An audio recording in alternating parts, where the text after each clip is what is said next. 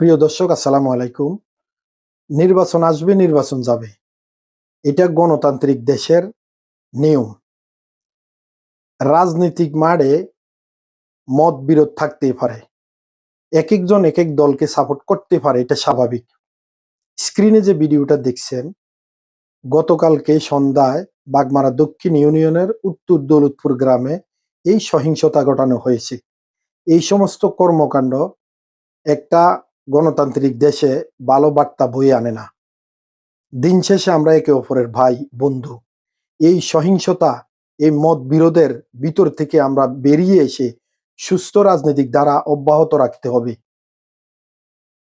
আপনার একটি ভুল, কিছু ক্ষোভ, কিছু অভিমানের কারণে একজনের বাড়ির মধ্যে হামলা করবেন, চিন্তা করেন ওই পরিবারের অবস্থা কি হবে।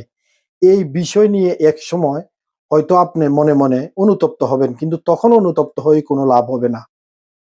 আশা করি এগুলা ছেড়ে সঠিক পথে আমরা সঠিক রাজনীতির চর্চা করব, এটাই আশাবাদ। ভালো থাকবেন।